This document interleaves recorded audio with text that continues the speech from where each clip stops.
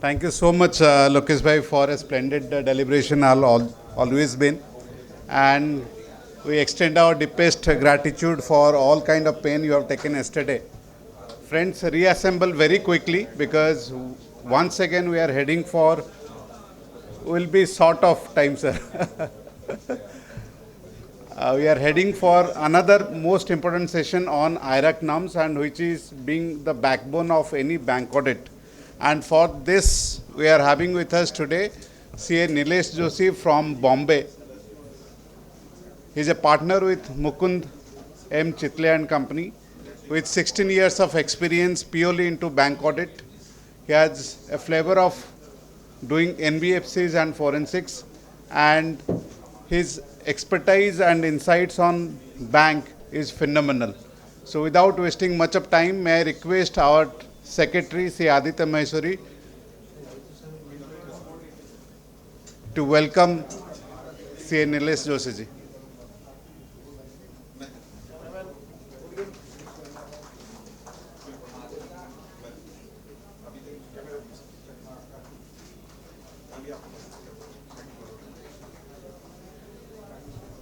With this, let's welcome CA Nilesh Joshi ji. Once IRAC norms are done, then we can, both the speakers are here, we can clarify with all our questions.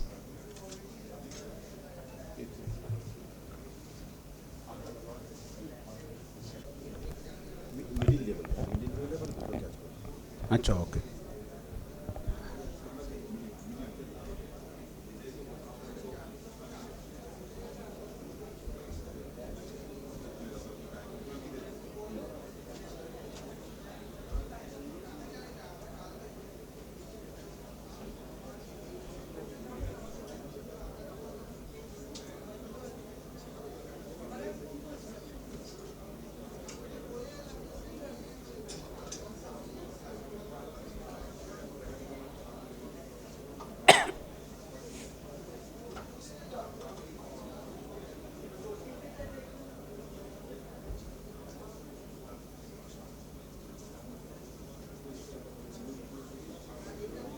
Good afternoon, everyone.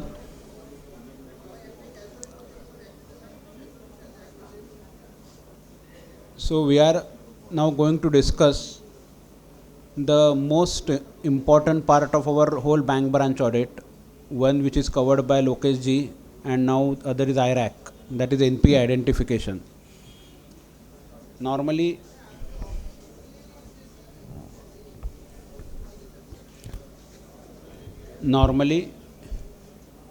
when we start bank audit, our focus is on two areas. One is advances and then NPAs. See, and first thing is, now in older days the NPAs were identified at the branch because there were limited reviews and all those. So normally reporting used to be on the monthly basis, quarterly basis. But after system-based asset classification has come in place, it is done on the daily basis. When we call it is done on the daily basis, the RBI has come with a clarification clearly saying that NPA should be identified on the 98th day and not on the 91st day, which was earlier kind of a norm at many banks when they used to classify NPA as 91st day instead of 98th day. So 98th day, when they carry out day end run, they kind of get what I can say, they kind of get report by which accounts are identified as NPA, and on that basis the accounts are automatically identified as NPA. So at branch level, if there is no judgmental issue now pending where a account is NPA or not, based on the technical grounds, means as per the typical IRAC norms.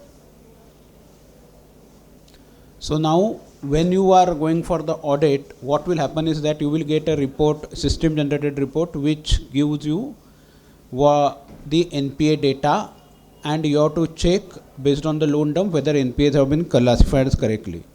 So what we will do initially, 4-5 slides are there where I will just kind of do a recap what are the guidelines, and then we will go by certain case studies where case studies are put it here, will be put here, and one of you may answer the question in that case study, and then we will see what is the correct answer. So I will try to make it more interactive, because what has happened that this bank branch what we are conducting for so many years, so 90-day norm are now we are kind of used to it. So we know when an account will become NPA. Only through case studies we'll try to understand the nitty-gritties or complications related to making the provision. So with the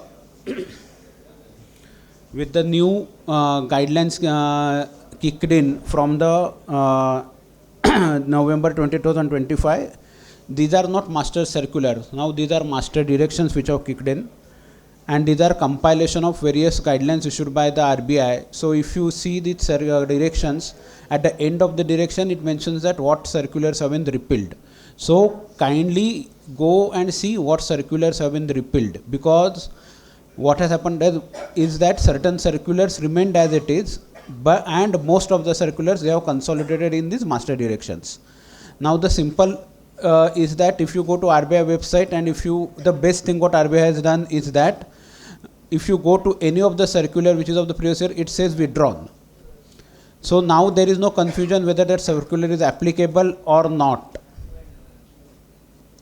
So if the circular is withdrawn on the RBI website, that circular is withdrawn. Now you have to refer the master direction. If in that circular it is mentioned that it is not withdrawn, or there is no watermark mentioned as withdrawn, that means that circular is applicable. So now we will recap about what are the conditions for non-performing assets. So everyone knows term loan, interest on installment overdue or principal overdue for more than 90 days.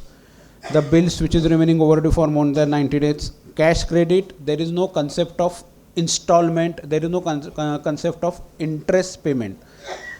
It mainly goes because cash credit is, we need to understand what are the purpose for which these advances have been taken.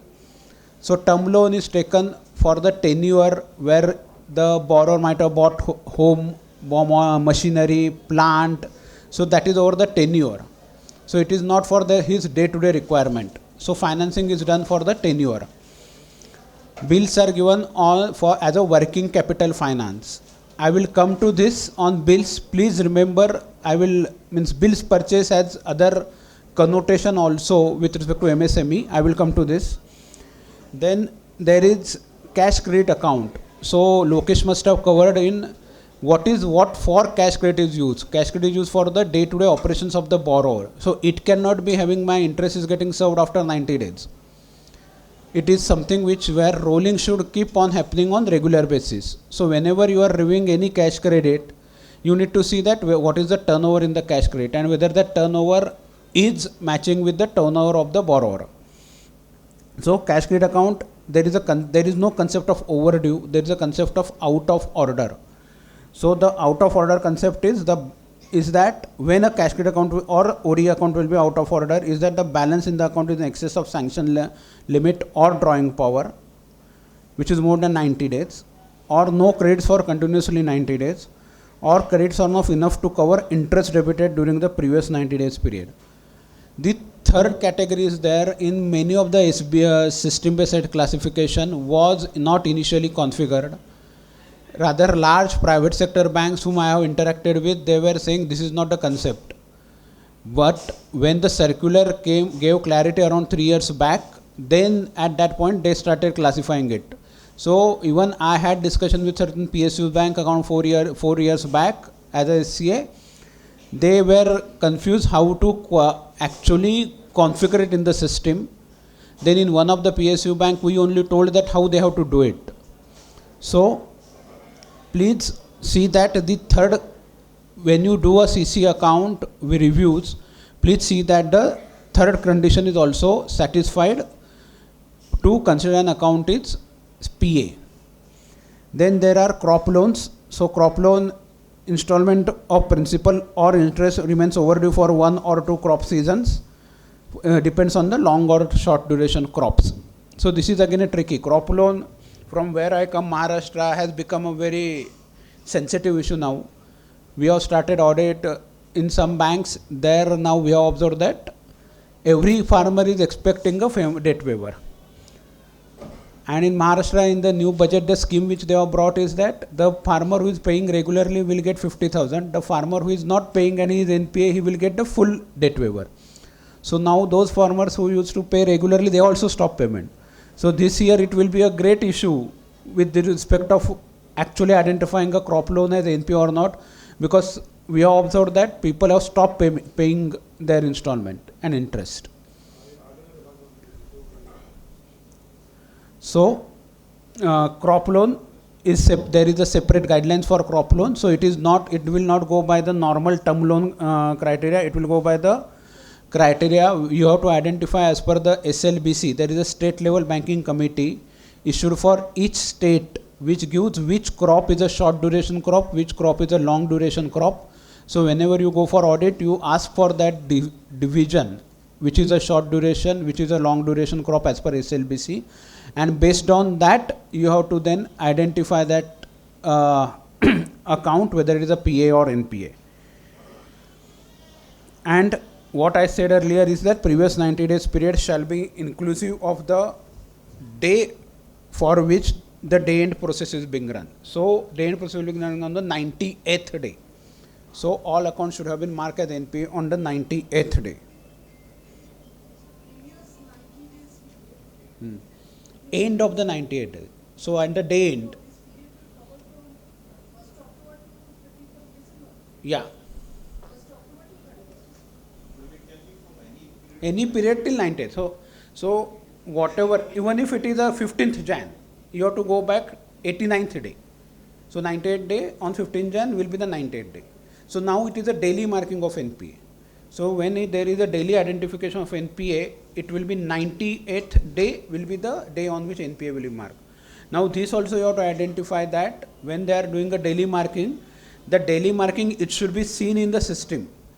Otherwise what would be happening, that certain banks are doing daily marking, means daily identification, but we have observed that in certain systems audit, because of the large chunk of data in some PSU bank in our previous years, they used to mark it on specific day, used to do a batch upload for NPA marking with a value date of that day. So till that day, whenever there is a reporting to CIBIL, what is happening, that account is remaining standard. So in the credits in the other quarters are sufficient credits, but in the last quarter it is not sufficient. No, now there is no concept of quarter. Now there is a concept of 90 day. Yeah. So like let's say in case of a cash credit, there is a interest to be served every month 10 rupees. Okay, means interest to be served means interest debited is 10 rupees. So let's say for 3 months it is debited as 30 days. Okay, but your credits for last 90 days during that period is 10. That means that there is a inadequate credits in the account. See, for that we need to understand why cash credit has been given. Credit has been given for the business day-to-day operations. If he is not having adequate credit, that itself shows that his business is not running. So if his business is not running, then in what scenario he will able to pay? And why he require cash credit? If someone's business is not running, he doesn't require cash credit because there is no working capital gap. So when we start auditing, we need to understand two concepts in cash credit. One is the MPBF, maximum permissible bank finance, and other is actually what is the working capital gap. Both are there in the CMA report. So there are certain other criteria which is more for the provisioning purpose than NPA purpose. So that there is something called erosion in value of security. So if the erosion in case of realizable value of security is less than 10% of balance outstanding, so here you need to understand what specific direction is saying. If it is less than 10% of the balance outstanding, the advance should be directly classified as loss asset. So then it will not go by the criteria of whether substandard, doubtful and everything. If today you are given a loan for a home and that, let's say for a machinery, and you are going to, the bank has given a loan of 10 crores, and at the time of sanctioning, it has seen that the loan is of, the security is of 15 crores. But actually at the time of visit, you have observed that, or the bank has observed that the machine has not come itself. Or the machine has come which is of inferior quality, because of that production has not started. In that case, the value of security will go down to 0 or maybe a scrap. In that case, this account should be classified as loss directly. Now, in this case, bank will keep on arguing with you, saying that this criteria will be applicable only in case of NPA assets. Actually, that is the way the wording is not there in the directions. Then restructuring, in case of any restructuring. Now restructuring, the account classified as standard shall be immediately downgraded to NPA. At substandard, the NPAs upon restructuring would continue to have the same asset classification as prior to restructuring. So how you will identify restructuring? So anything which is called restructuring, any name given by the bank, refacement, restructuring, then in that case, there will be a flag. If it is restructured and properly made in the system as restructured and there is a sanction for the restructuring, there is a flag in the system which can be identified as restructuring. When the flag is there as R during your audit period, it should be classified as substandard. Now in this, there is a challenge with home loan. In current scenario, this is not a challenge because there is a reduction in repo rate. But post-COVID, what has happened that during COVID, because of the repo rates were low, the sanctions have been done for home loan like for 20 years. And banks' credit policy will say that you can maximum sanction for the home loan for 20 years. Now, because rates have increased, what would happen? Either your EMI should have been increased or tenure would have been increased. Now, in many banks, what has happened that they have not increased the EMI because EMI they have taken this ECS or NACH from the client, customers. So now asking customer and getting the NACH or ECS is a challenge. So they continued with the same EMI, but in that whole scenario, what ultimately the tenure has increased, and that tenure has increased even to more than 20 years, which is not as per the credit policy. So you have to see that in such raising interest rate scenarios or increasing interest rate scenarios, what option bank has given to the borrower. And if bank has not given the option, then you have to actually mention it in LFAR, and the installments are, you have to see the theoretical balance of the account and actual balance of the account, and if the theoretical balance and actual balance has EMI difference of more than 3 installments, then that account will become NPA. Because what will happen typically in this case, EMI will keep on getting adjusted for the short amount also of the previous EMI. So you have to check, and if it is crossing 20 years, then you have to mention, because what will happen, what could happen that someone would have taken a loan, let's say at the age of 40, and once 20 years cross, he will go to 62 or 63. In that case, what happens that if he is going to retire at the age of 60, how he is going to serve the installment for the next 3 years? That is a challenge. Similarly, it may happen is that the borrower, second would be the borrower would have said to the bank that you increase my EMI, but bank has not increased in the system. In that case, since the new NACH or revised NACH has not been sent, he will keep on collecting shorter EMI. So you need to go through the file. This will not happen in current year because current year and last year the rates are on the reducing ground. But next year it will be a challenge because this war thing keep on continuing. The RBI may increase the rate if the inflation comes up. But post-COVID, and now also you have to see the accounts which have been sanctioned during COVID, what is their tenure in the system. If you go to the account in Finacle, there is a menu called HLAOPI. So in that you will get what is the tenure, how many installments are there in the system. So based on that, you can actually see how many years they have given. So initially if it has been sanctioned at the 20 years and now it is, you can see that it is a 22 years. Actually there is a restructuring or refacement. So restructuring or refacement cannot happen unless until there is approval from the sanctioning authority. If because of this EMI matter, restructuring, refacement, that technically system itself should have compared to EMI schedule, previous repayment schedule and current repayment schedule, and should have marked that account as an NPA because it is a system-based asset classification. If it is not happening, you have to raise it to your SCA and ask him what view bank and you have taken about these accounts, but at least from the branch auditor, you have to mention it in the LFAR. Then RBI talks about the certain temporary deficiencies in the working capital account. Limits have not been reviewed or renewed within 180 days. Then the account will become NPA. Now there is a concept called short renew or technical review. All those concepts banks have brought in. There is no concept as a short renew, technical review by the RBI. So there is a reason given by the bankers many times is that, see, there could be two reasons for this. One is the bankers are so busy that they could not look into that account. Second reason would be borrower is not giving the financials. Now they say borrower has not given provisional financial, borrower has not given final financial. See, it cannot happen. We all know we are also doing tax audits.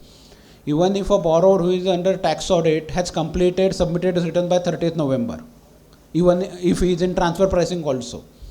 So whatever extension, the returns have been submitted, so financials have been finalized, and because of that, since the financials have been finalized, financials are available with the borrower. Bank might not have followed up for the financials, or in such case, if borrower is not submitting the financials, that means he is not cooperating with the bank. If a borrower is not cooperating with the bank, so today we are in March, 180 days, 1st October, if borrower is not cooperating with the bank for 6 months, there is something serious problem with that borrower. That needs to be highlighted, and that account should have been made as NPA by the bank itself as a SBAC. If bank has done something, see what will happen that on 31st March, if we run the system and the technical review is not done, what will happen that account will mark as NPA. So what banks are doing to avoid NPA, they will do a short review. So from 1st October, if his date is 30th September or 25th September, they will push it to 25th December. So automatically it will not get captured in the system. So you have to check why the short review has been done. It is because of the problem with the bank, or it is because of the problem with the borrower. And if it is apparent that there is a problem with the borrower, then you have to see that, look into that borrower seriously, and whether there is an inherent weakness in the account. As an auditor, you can classify it as NPA. Now, one of the red flags which Lokesh mentioned is that non-submission of the financial statement is a red flag. So any borrower, and I will tell you one more problem with the borrowers is that many times what happens for the renewal purpose, if it is happening before 30th September or 31st October, they will submit a provisional financials. And after that, they will never submit a audited financial unless and until the next renewal comes in. So what is happening actually is that the renewals are happening on the basis of the provisional financials, and bank is not having availability of the final audited financials. So if bank is not having availability of the audited financials, you have to check whether bank has followed up for audited financial. And after getting the final financials, you have to check whether the provision, what is the difference between the or variance between the provisional financials and final financials. This will give you a clue which account you need to focus on from the NPA purpose. So there is a project finance thing, project loans. So if loans have been given for a specific projects, then in that case, those projects, there is a specific concept called DCCO, date of commencement of commercial operation. Now many of the banks have started it putting in the system. Earlier it was out of the system, but you have to actually go and ask whether your DCCO has been updated in the CBS or not. So if the DCCO is not updated in the CBS, you have to check how the branch is tracking and monitoring the DCCO. So because if there is a difference between 1st October 25 and before 1st October as per the RBI directions, before 1st October 25, whatever sanctioning based on DCCO has been done has separate IRAC circular which was of 1st April. So typically at that point of time, there is a, for infra project there is a 2 years, and non-infra there is a 1 year extension was allowed.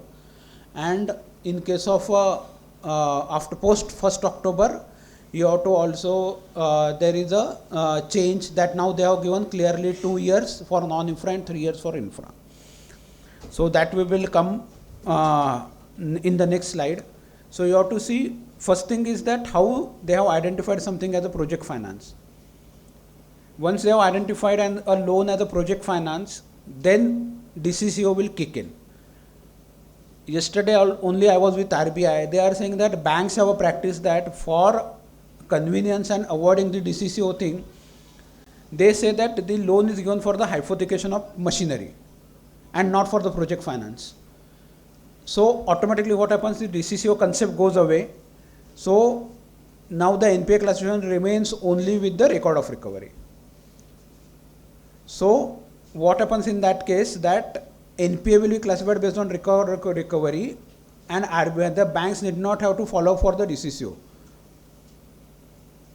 So in that case, what we have observed that, see, let's say term loan has been sanctioned, machinery has not come for almost 6 months. If the machinery has not come for 6 months, automatically DCCO will get postponed because cash flow will not start for 6 months. And in that case, if it is a project finance, the DCCO will kick in. Now they are saying it is a hypothecation of machinery and it is not a project finance. So we will not apply DCCO criteria, and in that case record of recovery will apply. Now if, then you have to read the credit appraisal note. In the credit appraisal note, bank mentions that cash flow will start from completion of the DCCO, 6 months after completion of DCCO, and then it says that there will be moratorium of 6 months. If you are saying that it is just a hypothecation of machinery, then why there is a moratorium required? And when moratorium required, that means the cash flow is dependent on the cash generated from that unit or machinery. And in that case, this is actually a project finance and not a hypothecation of plant and machinery. Even if you cannot classify it as NPA based on these grounds, you have to mention it in the LFAR.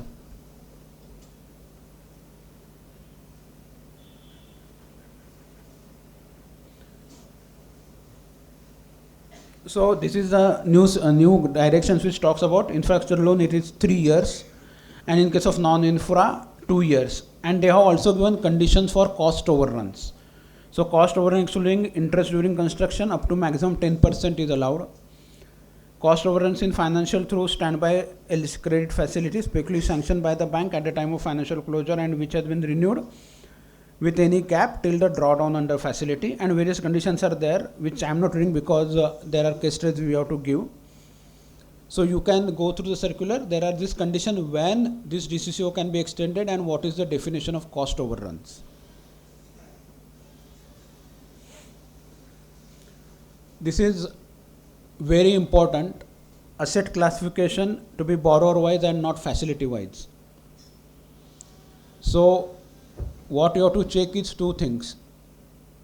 One is whether all borrowers have same means a borrower is not open with 2 custodies. It happens in case of proprietorship concern and an individual. So individual home loan and proprietorship concern term loan. In that case, he has to open by 2 custodies because means these are different. The bank treated a different borrower because the assessment is on the different basis.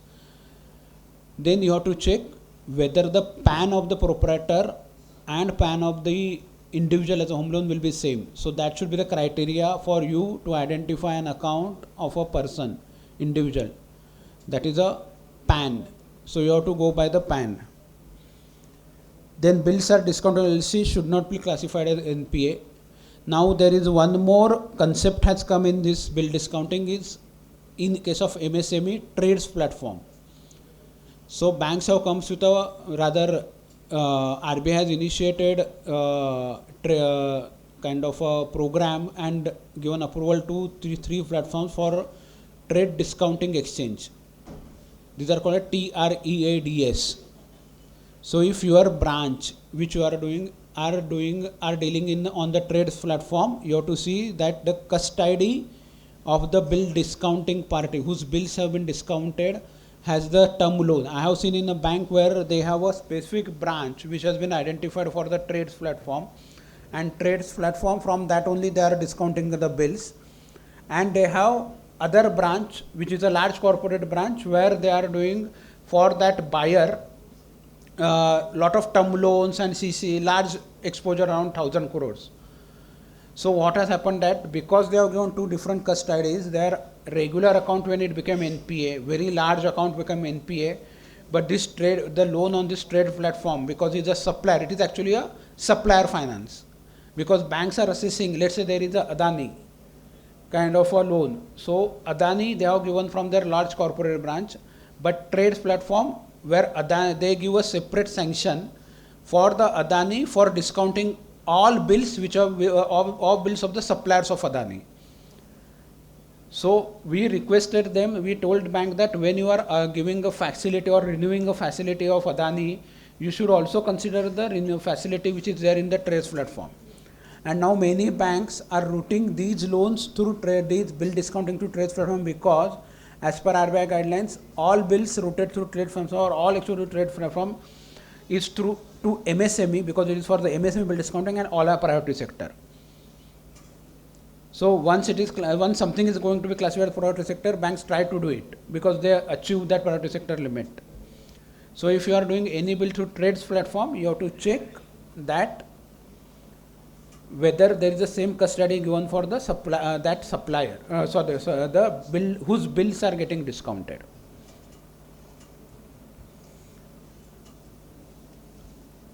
Then asset classification under consortium is based on recovery of individual member bank and not on the basis of asset classification by lead bank.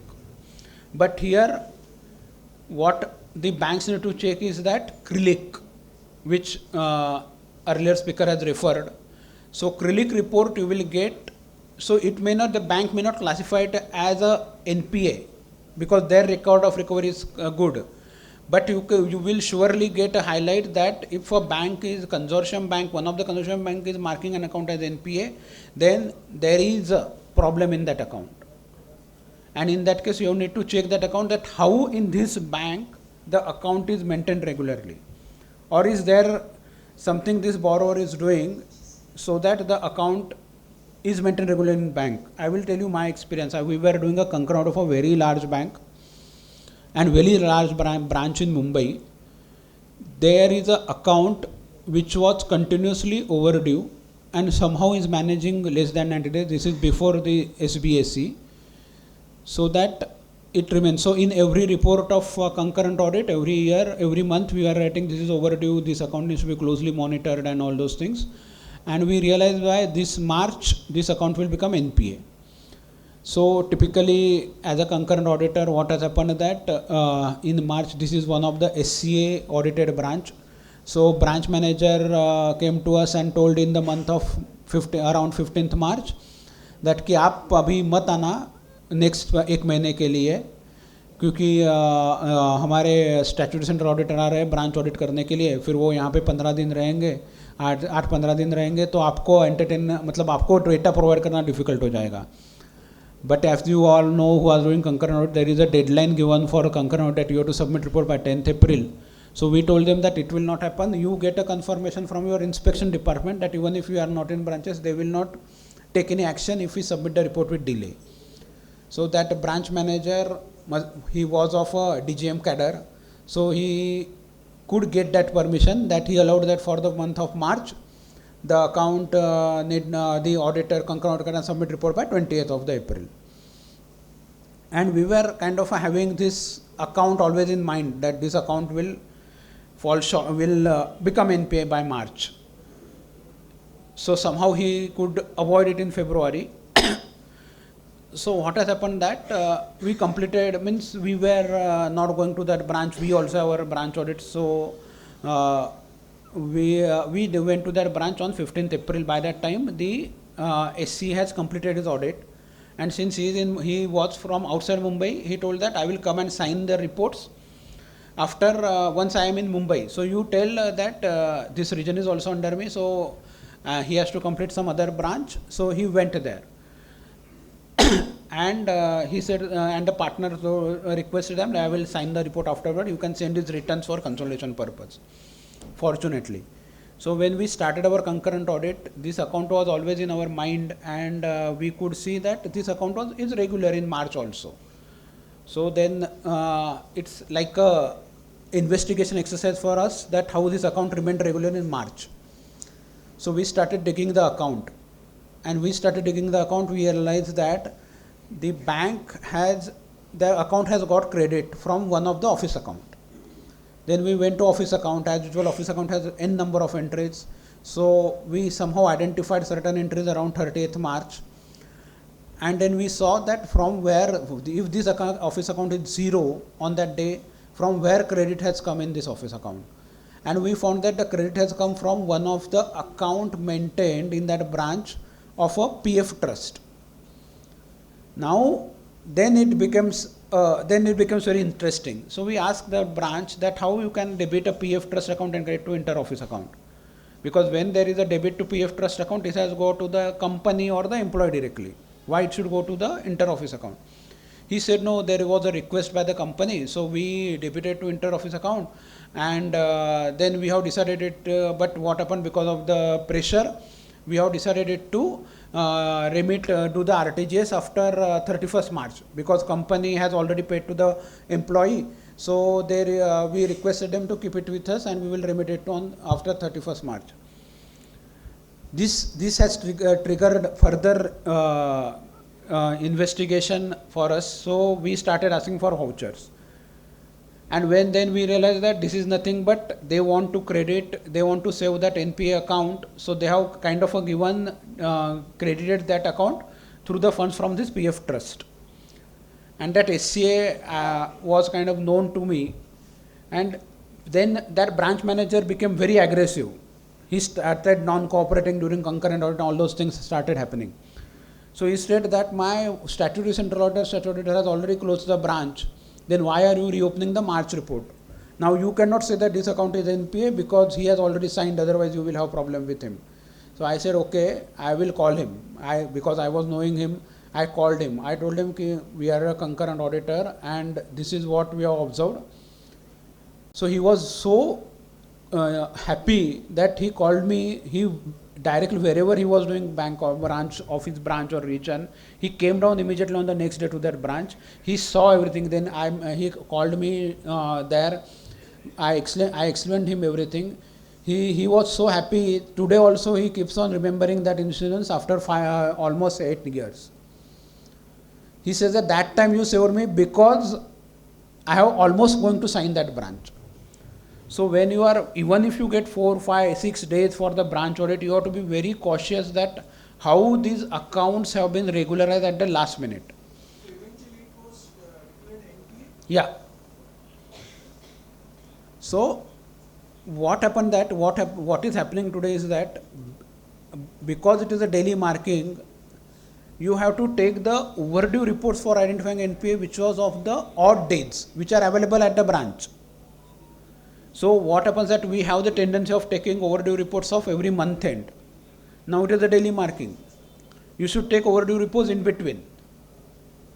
Don't take the overdue reports of month end. Let's say you can take overdue report of 18th February, take overdue report of 28th March, take overdue report of 25th Jan, take overdue report of somewhere in 15th December.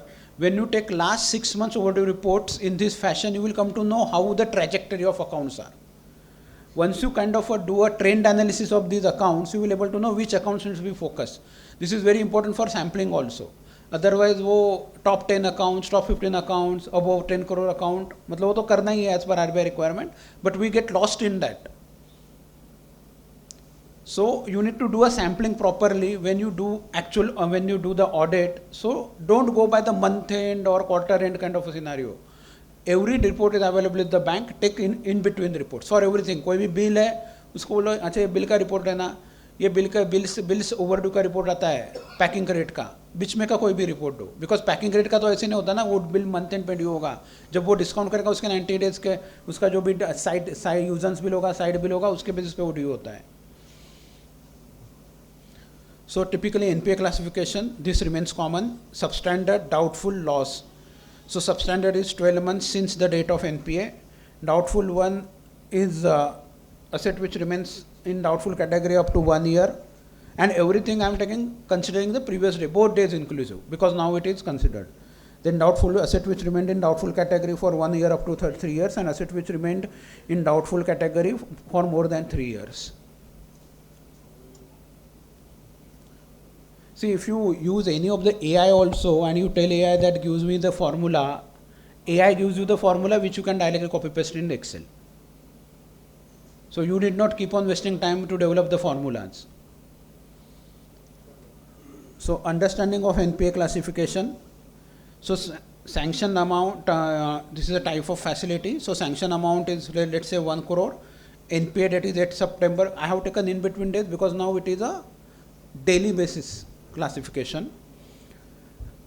Date till the account is classified substandard, 8 September 26. Doubtful 1, 8 September 27. Doubtful 2, 2030, because it is 3 years, and 2030 onwards it will be D3. That is 100% provided, and then it will be loss. So certain exceptions for NPA classification. These are PACS. These are primary agricultural cooperative credit societies. Then these normally we don't encounter with these loans. Advances against term deposits, NSCs and KVPs. But that also you have to be very careful. When there is advance against, there is, see, normally accounts are open in a scheme.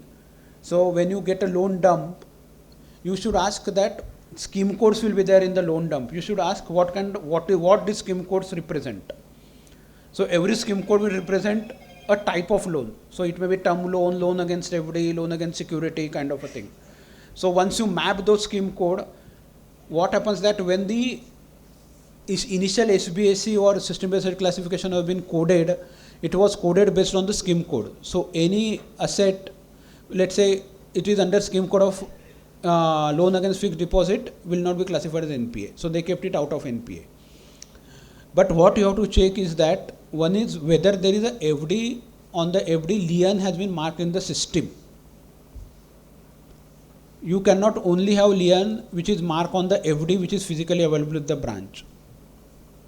So lien has to be marked in the system. So when you go in the dump, you need to check whether there is a security coming, and if it is a FD that has been pledged. So you can, based on sample verification, you can go in the system and you can check whether there is a lien has been marked in the system. Second thing is that now there is something called auto renewal of FDs. So what happens in that case, FD numbers get changed. So whenever there is auto renewal, even in that FD number which has been changed, there should be lien mark. Otherwise this amount will become unsecured. So lien marking is very important.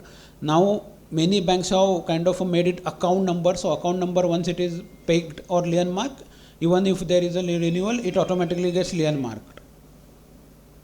But you have to check whether, but what would happen that FDs are all, these loan against FDs are always given 1% above the rate. So what happens that loan might have been given for the 3 years and the FD is getting renewed in 1 year. That is not acceptable. You cannot give loan against FD which is more than the tenure of the FD. So loan has to kind of a match with the tenure of the FD. So if it is above the tenure of the FD, you have to raise issue. So if the bank has given loan again over and above the tenure of the FD, you have to check what controls they have. And whenever there is a FD renewal, so he will say there is auto renewal. But उसमें क्या होगा, auto renewal में जो FD का renew होगा ना, वो होगा that will happen with the lower rate. Because अगर 1 साल पहले का जो FD रेट था और अभी का FD रेट का उसमें रिडक्शन हुआ है, तो उसमें शॉर्ट मार्जिन आ जाएगा. Because your FD rate will remain fix if he has not properly done it. तो FD रेट, लोन का रेट 10% रहेगा, FD का रेट 8% हो जाएगा. So automatically your FD will short, there will not be margin. And in that case, it can be classified as NPA if it is more than 90 days.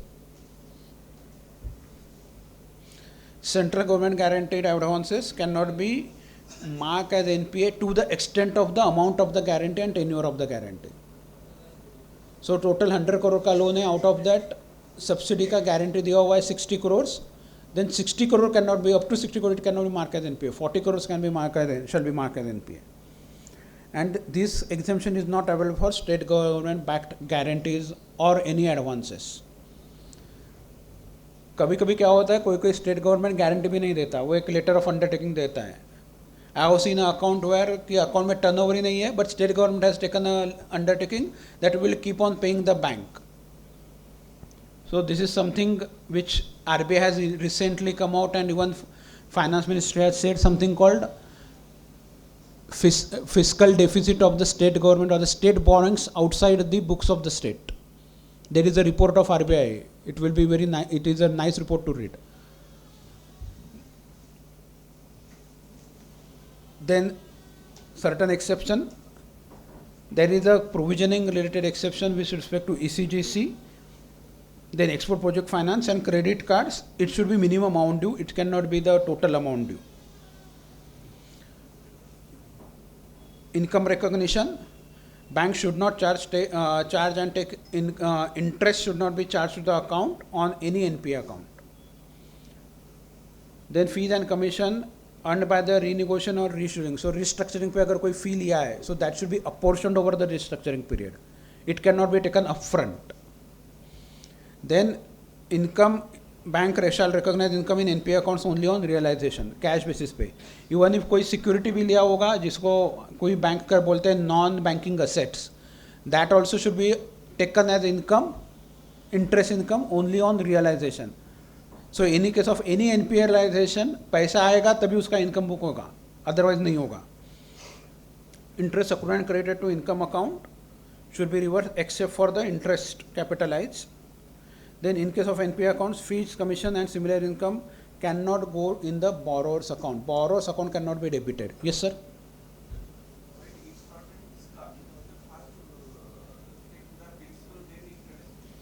That you have to see, that is the last point. You have to see the credit policy of the bank, recovery policy. So in that either it will be CIP or PIC, that is charges interest principal or principal interest charges. So how banks, because RBI always said that that is the prerogative of the banks. So you have to see the credit policy or recovery policy. Circular होगा branch में उससे आपको मिलेगा. The borrower will be upgraded to standard subject to borrowers clearing all arrears of principal and interest outstanding pertaining to all credit facilities.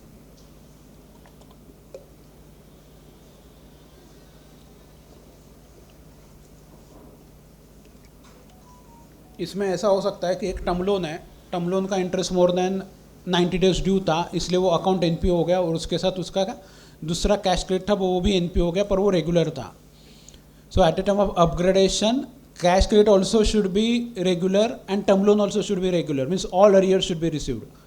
So other account can be upgraded, all accounts can be upgraded if there is arrears are zero. That clarity was not around 3 years back. Now that was mentioned in this master direction also, and there is a separate circular issue.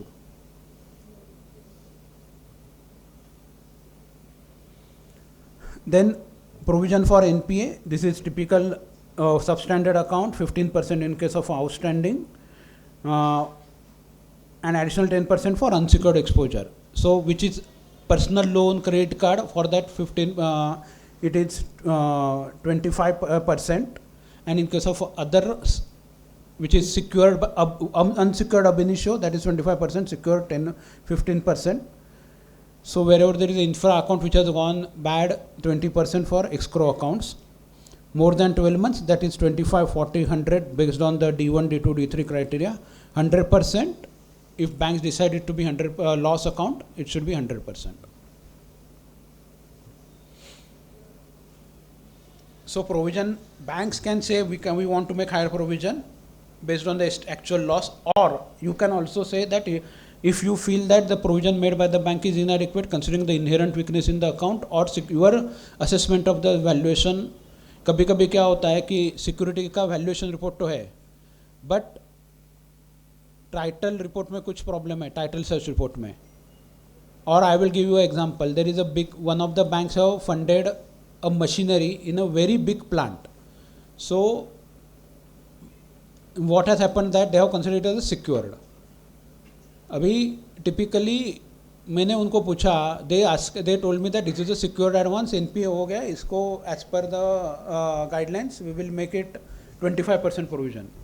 I have asked them कि आपने जो machinery जो है बनाया है वो क्या मतलब फंड किया है वो कैसा है. सो दरअसल कि वो प्लांट का एक पार्ट है.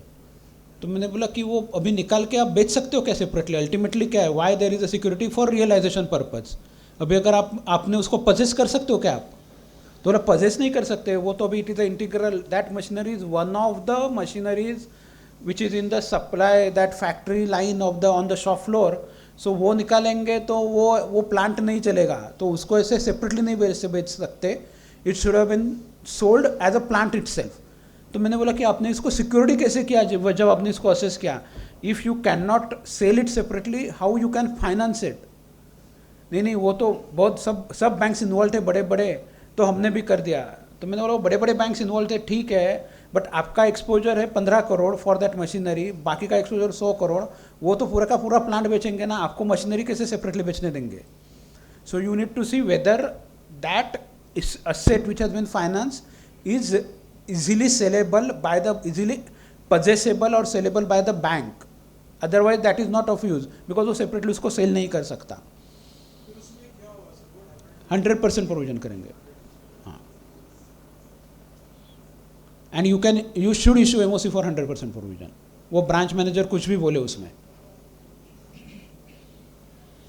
And I have made it MOC clearly कि इसमें नहीं हो सकता. आप कुछ भी बोलो, आप इसको आप एक I have told him you give me one evidence which shows that कि ये सेपरेटली सेल होगा, या फिर आप इसको निकाल सकते हो प्लांट से. कोई बड़े प्लांट में जाओगे ना तो कोई ऐसा कोई मशीन निकाल के कोई सेल नहीं कर सकता. That is impossible. Similar cases होता है आजकल कार लोन्स में, व्हीकल लोन्स. व्हीकल का फाइनेंस करते, there is in olden days what used to happen that एक की होता था वो बैंक के पास रखना पड़ता था. दो senior CS were there, they must be knowing कि एक की बैंक के पास डिपॉजिट करना पड़ता था और दूसरा की बोरोवर के पास होता था पुराने ज़माने में. बट अभी वो नहीं है. अभी क्या है, कोई ऐसा बैंक जाके उसका की वगैरह लेता नहीं है एक की, so that they can purchase the vehicle. अभी व्हीकल फाइनेंसिंग किया and that is by the tour operator. वो जब भी वो कोई वेरिफिकेशन के लिए जाता था व्हीकल के, वो बोलता था नहीं आज तो गाड़ी बाहर है. I am talking about Maharashtra. तो बोलता है आज तो गाड़ी गुजरात गया है. दूसरे दिन बाद में जाते थे and they have finance kind of fleet of vehicle around 10-15 vehicles. तो ये गाड़ी गुजरात में है, ये गाड़ी आंध्रा में है, ये गाड़ी यहाँ पे, अगर वो कोल्हापुर में ऑडिट था वो बोलते थे वो नागपुर गया हुआ है. So none of the time the branch could verify any of the vehicle. That is a red flag. Unit verification has to be there, unit should be available. आप 10 गाड़ी, मतलब ऐसा नहीं है कि कोई 10 लाख का लोन है. If you are kind of, it's not a personal loan, it is a business loan for his business. So at least वो गाड़ी आने के बाद उसको दिखाना तो चाहिए. फिर आरसी बुक पे है, वो है, आज तो इट इररिलेवेंट. आरसी बुक पे आपका चार्ज है नहीं है वो सब, व्हीकल वहाँ पे होना चाहिए. So we raised it in LFAR and they started investigating. They found that these vehicles are actually not purchased only. In connivance with the dealer, they have not purchased the vehicle. सब कुछ था, receipt था, सब कुछ था. RC book, RC पे late हो रहा है, अभी तक आरसी मिला नहीं है, बैंक का नाम नहीं आया है. All those problems were there. हाँ, जहाँ पे वो पॉसिबल है ना, वी शुड वेरीफाई. बट अभी प्रॉब्लम है कि हम लोग, मतलब bank should verify, not as an auditor. Bank should go and check.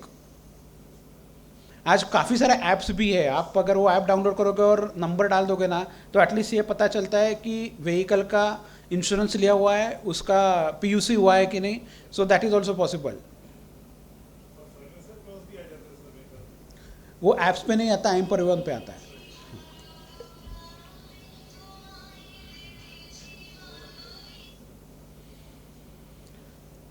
This is the write-offs, technical or potential write-off. These are write-offs done at the head office. So branch में तो ये आपको live दिखेंगे accounts, पर वो आपको बाद में एक स्टेटमेंट देते हैं, आप लोग साइन करते हो स्टेटमेंट कि इतने इतने अकाउंट राइट ऑफ है, technical write off. So I will come to this when I will talk about NPA's case studies.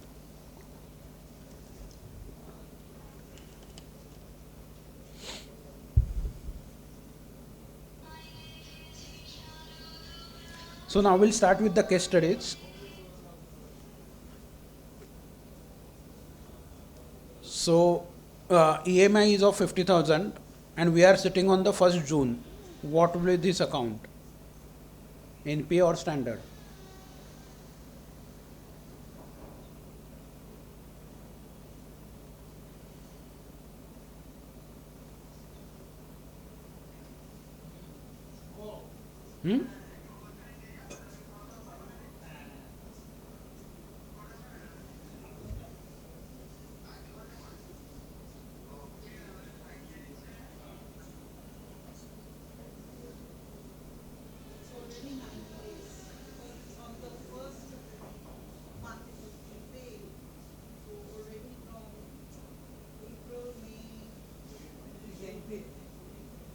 Why? Because remaining amount can cover the interest. Sir, this is a term loan.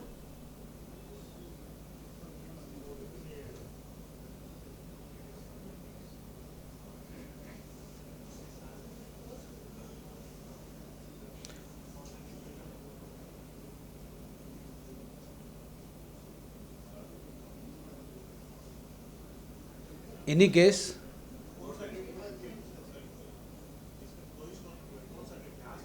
हाँ, 1 जून को मैं आज का date नहीं लिया specifically because अभी daily marking है, तो आपको ये नहीं था कि 31 मार्च को उसका क्या स्टेटस है. This will be standard account because उसका, हाँ,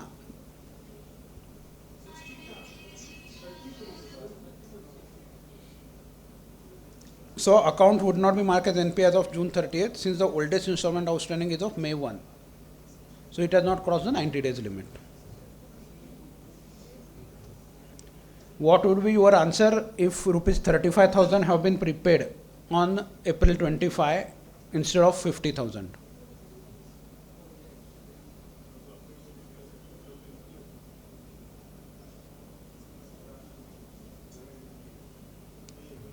एनपीए होगा बिकॉज उसका 10,000 ओवरड्यू रहेगा, 15,000. What would happen to CC facility maintained by the proprietary concern of Mr. A, same person? Borrower होगा इसलिए वो एनपीए हो जाएगा.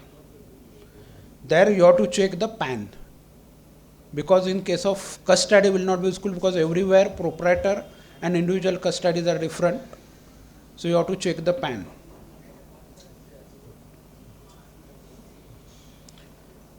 ये अकाउंट में क्या होगा?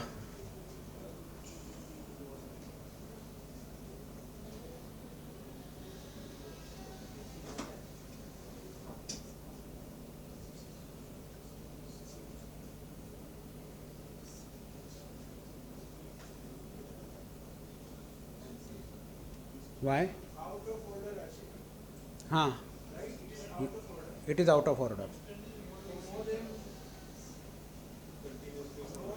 90 days. Yeah, for continuous 90 days. So it is NPA. Since the balance outstanding in account is continuously excess of sanction limit. So see here, specifically this case has been taken because you have to check sanction limit or drawing power, whichever is lower.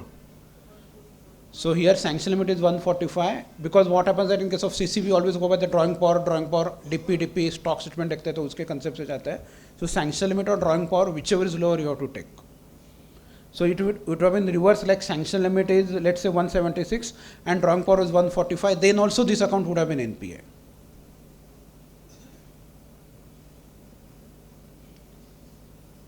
Identify the other deficiency observed in the account statement.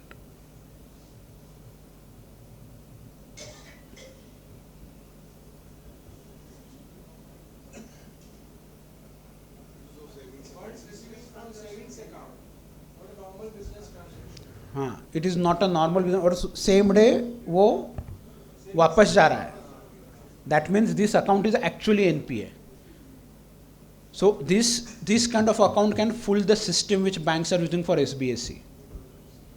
Because system को पता नहीं चलता है credit कहाँ से आएगा. वो बोलेगा क्रेडिट आया है ना, तो ये अकाउंट रेगुलर है.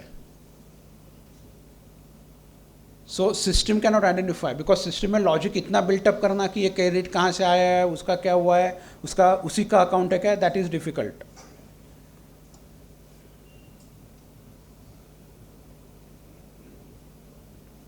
In case the account is not renewed within stipulated time, should the account be marked as NPA? If yes, then what will be the date of NPA?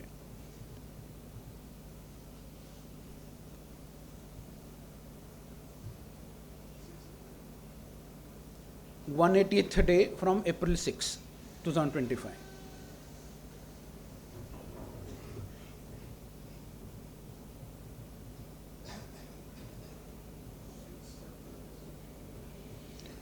So this is Imandar Traders. Amount of bill purchase is 26 lakhs. Actually मेरा experience है, जिनका नाम ऐसा होता है ना वही maximum NPA होता है.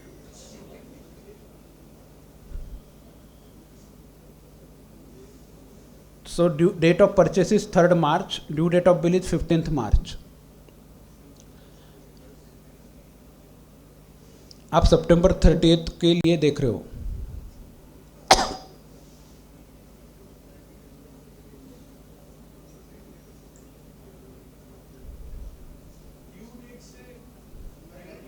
हाँ,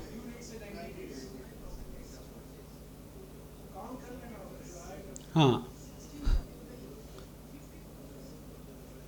सिंपल है sir. June, July, August. So if the bill remains unpaid till August 12, the account should be marked as NPA. At what till the account will be classified as a D2. So that is 48 months. In addition to the above, if the amount of bill is paid before the account has turned NPA through another term loan disbursement, then in such case, what will be the asset classification of the bill and the term loan?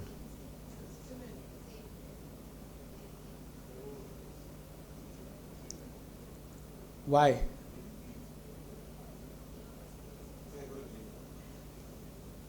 This is what Lokesh told, evergreening. Bank के ही पैसे से bank का ही पैसा repay कर दिया. So actually आपको कुछ कुछ सैंपल उसे अकाउंट्स लेके जो आप सैंपल से करोगे उसके अंदर जाके देखना पड़ेगा.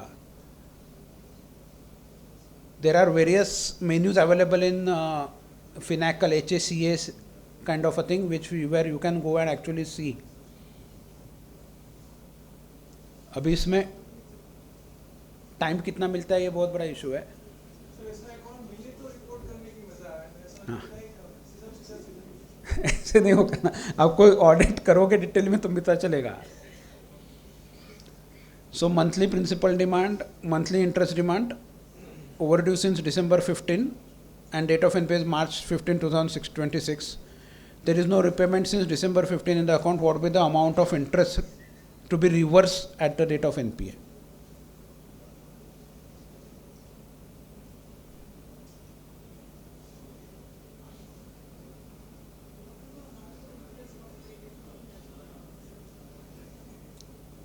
Whole overdue interest needs to be reversed. That is 15,000.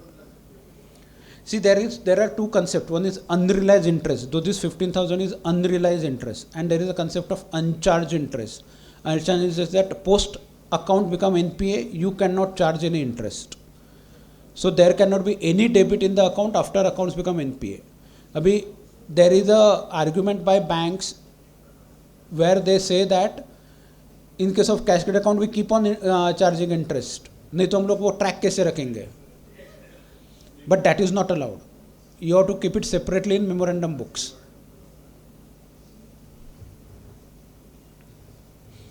If there is no repayment in the account, the interest debited is 15,000. If the borrower is approaching the bank on August 15, what will be the amount of uncharged interest charged to loan account? That's why I call it. Uncharged is not actually charged. If there is no payment in the account, the interest for 6 months, that is March to August, 30,000 should be recovered first. So it depends on the policy of the bank, whether it is a interest principal charges, principal interest charges in case of NPA account, what they want to account for. कभी कभी तो bank का policy ऐसा भी होता है कि substandard तक हम we will take interest principal charges, जब डाउटफुल में जाएंगे तब principal interest charges. So you have to actually check the recovery policy of the bank, how they want to apportion that recovery. So name of the borrower is Baburao Apte, type of facility is term loan, outstanding amount is 1,15,000, security value is 1,50,000.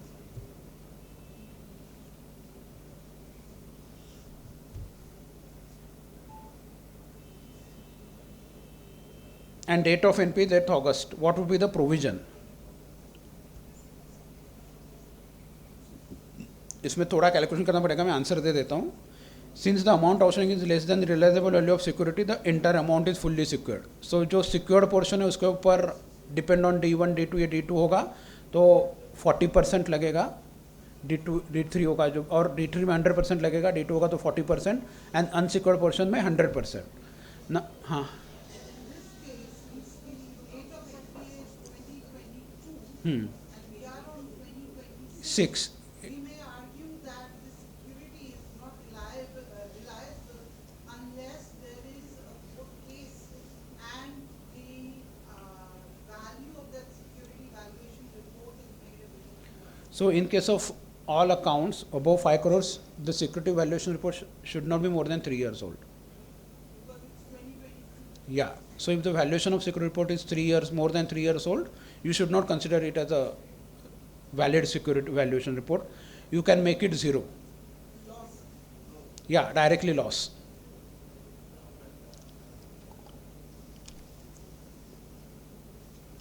In case of cash credit account, there should be a stock audit, should be conducted once a year. अभी जो account NPA हो गया है वो stock auditor का पैसा भी नहीं देता है, ये फैक्ट है. फिर वो कॉपरेट भी नहीं करता है, फिर बैंक बोलते हैं कि हमने किया नहीं क्योंकि वो पैसा नहीं देने के लिए रेडी है, और वो हमारे स्टॉक ऑडिटर को एंटरटेन भी नहीं करता है. अगर वो आपके स्टॉक ऑडिटर को एंटरटेन नहीं करता है तो उसको तो सिक्योरिटी वैल्यू 100% ही जीरो होना चाहिए. Actually there is a circular for non cooperative and wilful defaulters, उसमें उसको टेस्ट करना चाहिए. मतलब बोरोवर स्टॉक स्टेटमेंट सबमिट नहीं कर रहा है, बोरोवर स्टॉक ऑडिट के लिए कोऑपरेट नहीं कर रहा है, दैट इटसेल्फ शोज कि there is some problem with the borrower, even in case of standard borrower. अभी ओवर द पीरियड अभी नया concept where the banks have started कि सीसी अकाउंट्स में ये सब डीपी वगैरह का चक्कर बहुत है, तो वो क्या करते हैं, ओडी अगेंस्ट प्रॉपर्टी देते हैं. आपने देखा होगा, loan against property, OD against property. वो थोड़ा इंटरेस्ट रेट ज़्यादा होगा तो भी ठीक है, वो कुछ देते हैं मार्केट रेट का, कुछ आगे पीछे करके देते हैं उसको, और उसको कन्वर्ट कर देते हैं OD against property. So automatically property तो है उसका, तो उसको ओडी का तो मतलब we can operate it as a regular day to day operations, और ये स्टॉक स्टेटमेंट डीपी का कुछ प्रॉब्लम नहीं है. The biggest challenge in this is that whether you will able to attach that property, so and whether you will able to recover, उसके लिए कितना time लगेगा. बैंक्स क्या है, उसका मॉनिटरिंग ही खत्म कर देते हैं. ये मेरे साथ काफ़ी बैंक्स ने रुक किया है. अभी रिक्वायर्ड नहीं है कैश क्रेडिट, मेरे पास अभी भी पड़े हैं कुछ सैम्पल्स जिसमें मैं उनके साथ आर्ग्यू कर रहा हूँ कि आपने इससे क्या किया, आपका जो बोरोवर के ऊपर कंट्रोल था वही निकाल दिया.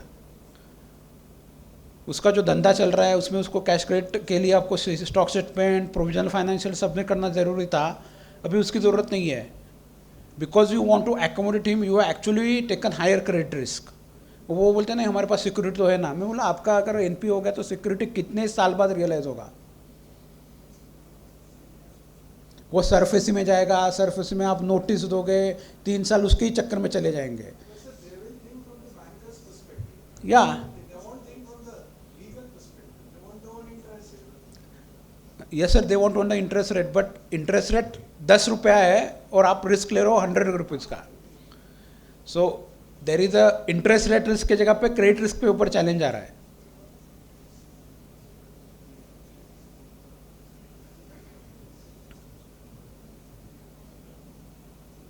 So here outstanding amount is 1 crore 15 lakhs and secured value is 80 lakhs.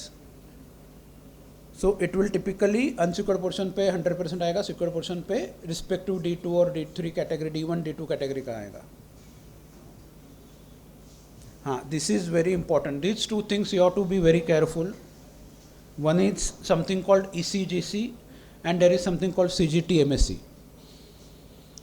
ECGC cover and CGT-MSC cover. ECGC cover is given for the purpose of export. So RBI says कि आपको ECGC cover जितना है उतना कम करके provision करना है. So it is treated as secured. अभी इसमें सबसे बड़ा चैलेंज है कि ECGC का क्लेम कब फाइल हुआ है. How bank is tracking that ECGC claim? The problem is that branch के पास ये होता नहीं है. ब्रांच बोलते हैं ये सब ना ECGC और CGT-MSC सब कुछ रीजन देखता है. तो आपके ब्रांच को भी नॉलेज नहीं है, तो ब्रांच को नॉलेज नहीं तो आपको भी नॉलेज, तो यू शुड आस्क कि मंगवा लो आप डिटेल्स कितने कितने ECGC क्लेम फाइल हुआ है. Because I have seen the case where ECGC claim has been rejected by ECGC, then also they are continuing as a cover.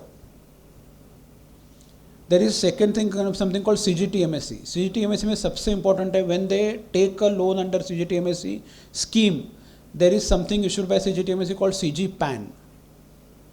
So that CG PAN has to be there in the CBS. In the CBS they should have noted. अभी CGTMSE scheme में दो issue है. उसमें क्या होता है, जब आपका अकाउंट NPA हो जाता है तो CGTMSE आपको क्लेम देता है which is 50% of the loan amount, और वो बोलता है and that is first tranche, and second tranche is given after 3 years where CGTMSE says कि आप रिकवरी करने का ट्राई करो, जितना रिकवरी नहीं होगा उतना जो बैलेंस होगा वो हम लोग सेकेंड ट्रांच में देंगे. If you could able to recover more you have to repay it back. So first thing you have to check कि इसमें सबसे बड़ा चैलेंज है कि CGTMSE से पैसा आया और CGTMSE ने क्लेम हुआ है कि नहीं, because CGTMSE will not give first claim also if it is a fraudulent account. So you have to check कि CGTMSE जब वो बोलता है कि ये CGTMSE के अंडर है NPA account, actually with in 1 year they launch a claim because bank found money. अब ये CGTMSE का जो पैसा आता है ना वो रखते हैं ये लोग सस्पेंस अकाउंट में. अभी how to tag this, that is a very big challenge for all banks.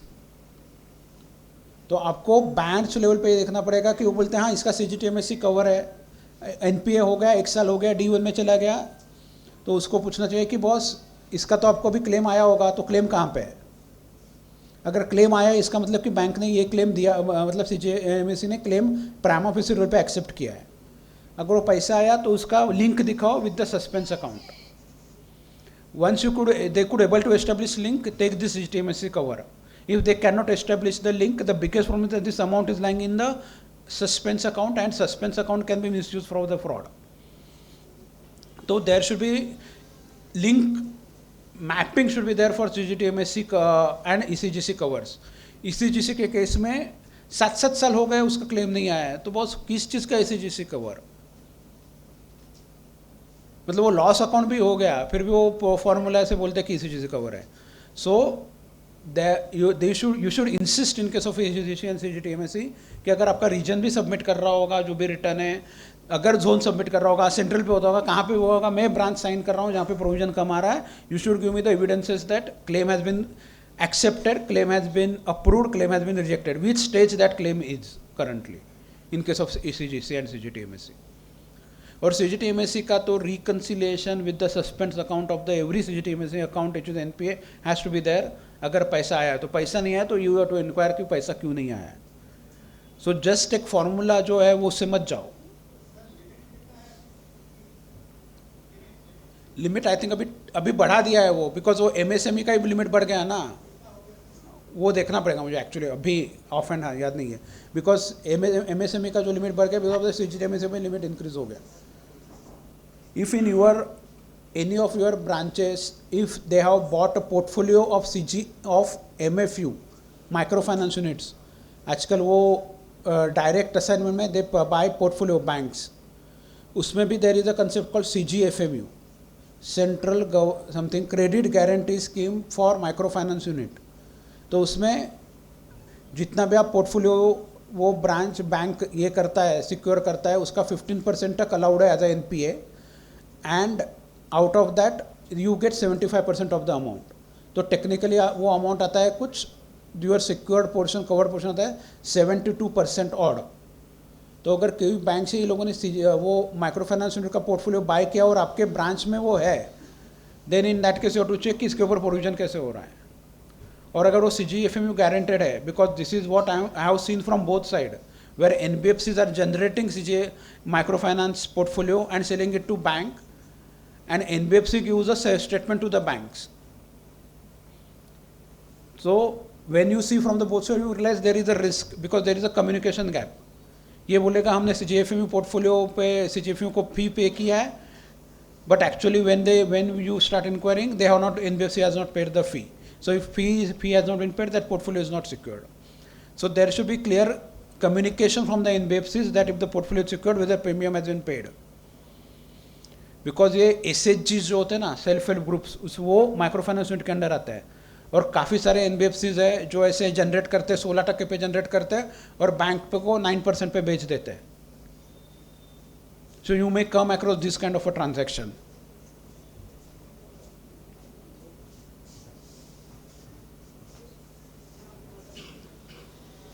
These are other, this what I have explained already about CGTMSE. So this is typical provision coverage formula for CTMSE. Cash credit. Sorry. Type of facility cash credit. Sanction amount is 1.45 crores. Drawing power 1.76 crore. Stock statement as on March 25, 22 crore 10 lakhs. And stock statement audited financial 1 crore 15 lakhs. ये सब लोग देख रहे हैं, हम लोग सब देखते हैं, सब बैंक में देखता है, कोई बैंक भी एक्सेप्शन नहीं है. जब बैंक को स्टॉक स्टेटमेंट सबमिट करता है तो अलग होता है, जब एक्चुअल डॉक्यूमेंट आता है तो वो अलग होता है. So how you will audit this from the classification perspective.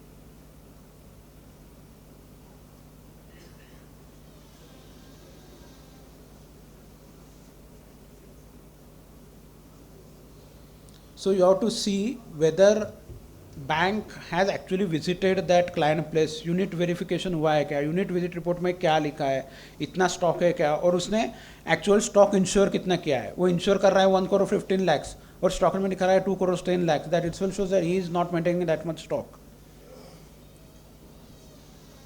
सो उसके पास स्टॉक ही नहीं है. So you have to actually go deeper in this cases and check whether he has adequate stock. और ये जो हम लोगों का कंसेप्ट है ना कि 5 दिन में ऑडिट खत्म करना है, 6 दिन में ऑडिट खत्म करना है, ये वो बैंक वाले के लिए ठीक है. For us we should not take that risk. मतलब it should not happen that we are stretching it to 1 month 15 days, but we should take reasonable time depend on the size of the bank. कितने time लगेगा हमें. वो तो I know sir some banks की वो तीसरे दिन से ही बात कॉल करना चालू कर देता है कि बॉस ऑडिट खत्म कर दो, कब रिपोर्ट कब दे रहे हो, LFR कब दे रहे हो. When I was SCA, they told कि हाँ हम लोग फॉलोअप कर रहे हैं. मैं फॉलोअप कब से कर रहे हैं, हम लोग तो ब्रांच ऑडिट में थे. तो मुझे भी फ़ोन आया, बिकॉज उसको तो पता नहीं है ना, जो वहाँ पे बंदा बैठा है उसको थोड़ी पता है कि ब्रांच कब पता कौन SCA कौन नहीं है. मुझे फ़ोन आया तो उसने बोला कि सर आप कल रिपोर्ट दे रहे हो ना, and that branch was of 50,000 crores. मैंने बोला आपने किसको फ़ोन किया है. नहीं हमको बोला है रीजन से ब्रांच ऑडिट को फ़ोन करो. मैं फ़ोन कर रहा हूँ. तो मैंने उसका नाम लिया. देन आई टोल्ड कि GM की सर ये आपके बंदे का फ़ोन आया था. मैंने ऑडिट आपने अलॉटमेंट कब हुआ आपका 2 अप्रैल को, और फ़ोन कब आया उसका 6 अप्रैल को. मैंने ब्रांच ऑडिटर पहुँचे भी नहीं है वहाँ पे अभी तक ब्रांच में. तो कुछ जगह पे एक ब्रांच ऑडिटर को 3 ब्रांचेस देते हो, तो it is not possible branch auditor to complete any branch by 6th or 7th April. And certain branch auditor start only after completing 1 branch. तो बोला हाँ किसने फ़ोन किया. That GM knows everything, I know that. उसने phone बोला कि किसने phone किया. नहीं आपके ये बंदे का फ़ोन आया था. नहीं मैं उसने and GM also has not said कि नहीं मैं उसको बोलूँगा कि 5 दिन बाद फ़ोन करे, 7 दिन बाद फ़ोन करे. मैं उसको लिस्ट देता हूँ कि वो SCA को फ़ोन नहीं करेगा. बोला ऐसा नहीं है, उसको किसको भी फ़ोन मत करने को बोलो 4 दिन 5 दिन पहले. तो उसके लिए उसका टारगेट है वो फ़ोन करते रहने का. You did not take so seriously. What procedure bank should follow based on the above data is that there is a problem in this account. If you observe something like that, you have to dig deeper and you have to say पहले देखो कि उसका sales कितना है. अगर उसका sales है तो ही स्टॉक होगा. हाँ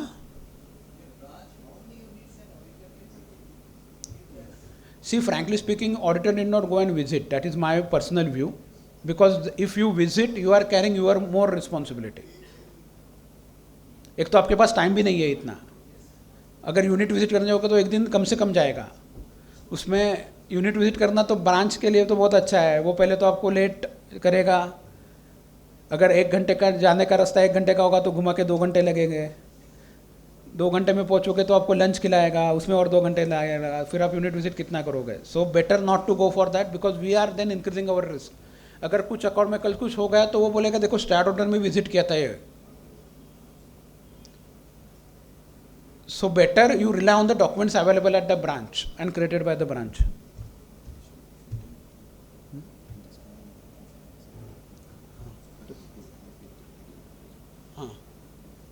So what will happen, we will do a break here, then we will have a kind of a question answer session, and then we can continue.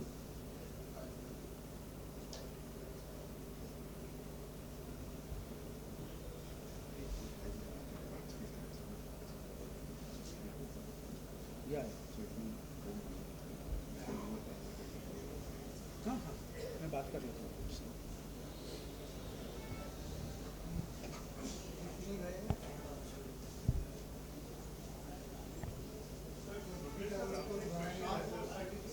can do a 10 minutes question answer session and then we can go for a lunch break if you don't mind. And then I can, Other sir, special format है लेकिन bank है तो CDS में जब वो देता है कि यहाँ पे डीएससी अटेंड करो उसको वो लोग को मॉडिफाई करने का कोई स्कोप नहीं रहता है sir, कई जगह पे ये दिक्कत आ रही है where the format does not give you the right or it has a very limited space. So what you can do everywhere, the suggestion is that you can write there in the whatever limited space is available that I'm issuing a separate physical certificate and that should be considered as my correct certificate. Mention it there, issue a separate certificate, give a copy to the branch, the controlling office, the CSA, and keep a copy with you, sir. That's the only thing. It can happen for audit reports also, it can happen for various certificates also. So that is the only option which is available to you, sir.